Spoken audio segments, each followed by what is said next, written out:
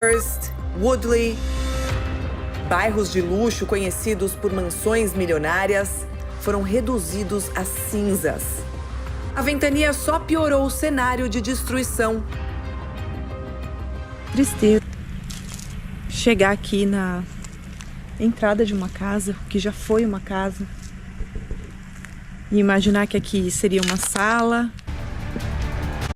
Agora ela está completamente bloqueada, só tem acesso quem mora por aqui ou realmente a imprensa. E os sinais de destruição são impressionantes. Alex não estava em casa no momento dos incêndios. Ele conta que não conseguiu salvar nada. We didn't save anything because at that moment we was in Europe. Sam, outro morador do bairro, decidiu não ir embora. Ele diz que combateu o fogo no próprio quintal. The garden house. Mais de 150 mil pessoas precisaram... Repórteres do Fantástico acompanharam o desespero de quem precisou deixar tudo para trás.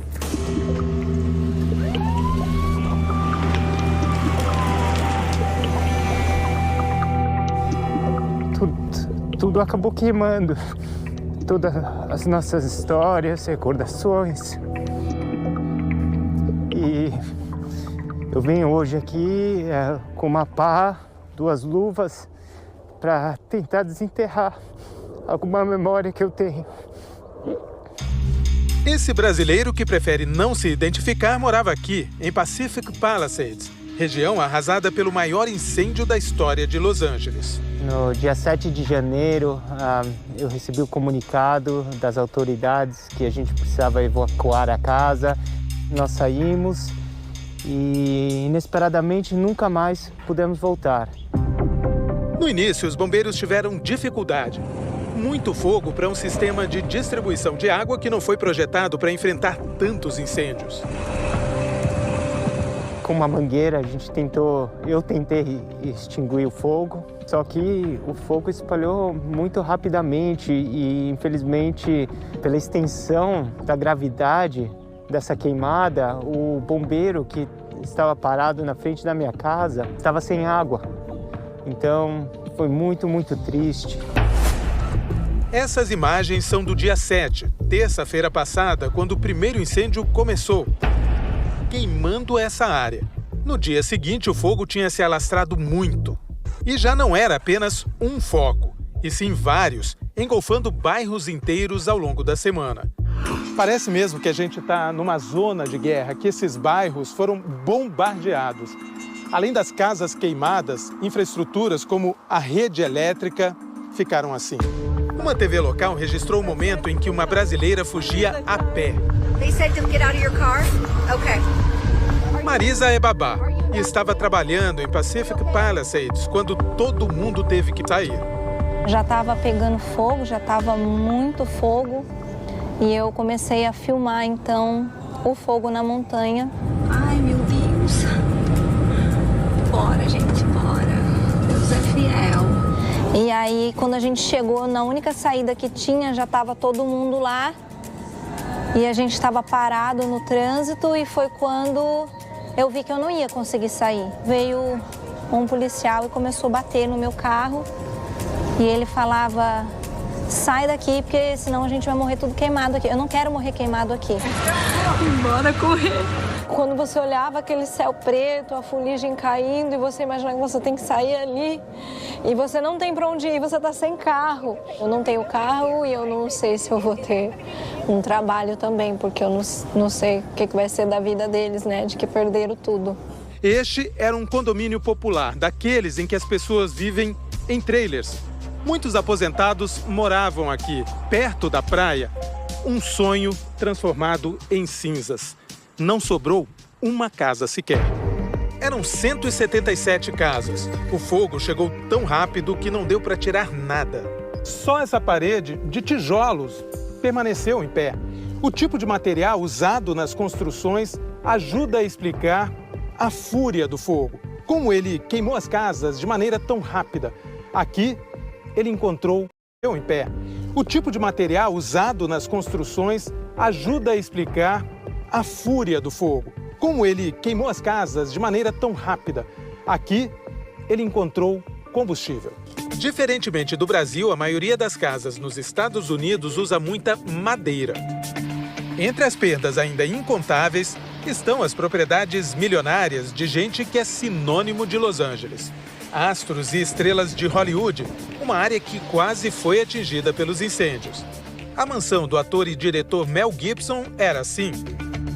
Não sobrou nada. Ele não estava em casa quando o fogo chegou. Adam Brody e Leighton Meester, a Blair de Gossip Girl, também não tiveram sorte, mas estão bem.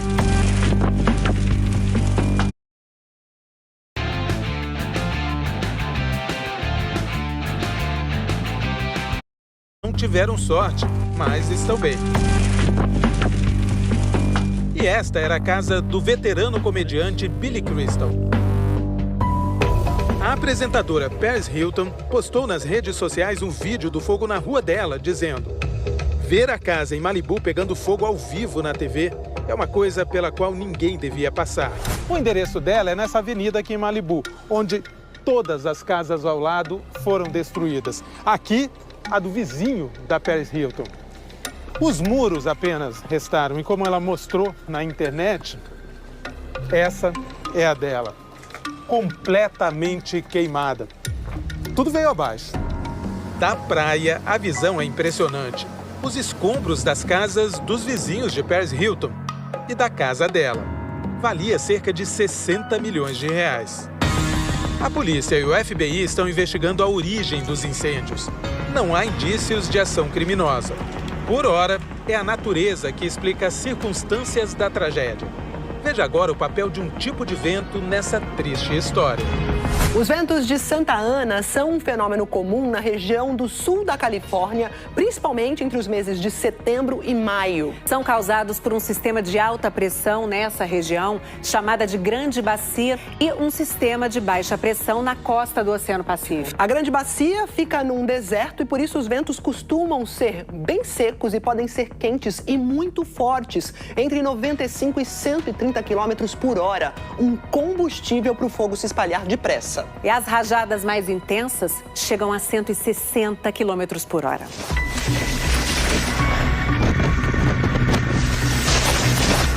Vento de intensidade de furacão. Esta professora, especializada em meteorologia e clima, diz que apesar de a causa dos incêndios ainda estar sendo investigada, já se sabe por que eles são tão intensos e espalhados. As chuvas aqui na Califórnia são chuvas de inverno, tipicamente, né? Então, não choveu praticamente nada desde que o inverno entrou, né? Então, você combina isso. A vegetação muito seca, ventos extremamente fortes, o calor. Então, tudo isso combinado levou a esses múltiplos incêndios que está todo mundo vendo acontecer aí, né?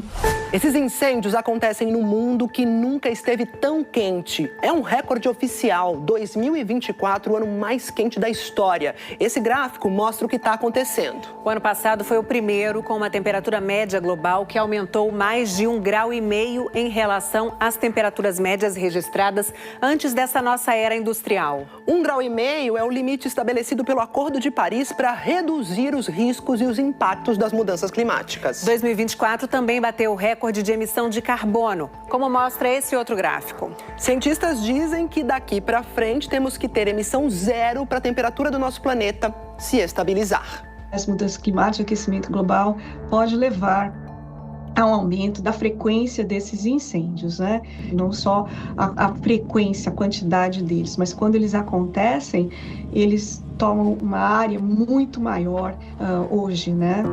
Uma desgraça que só não é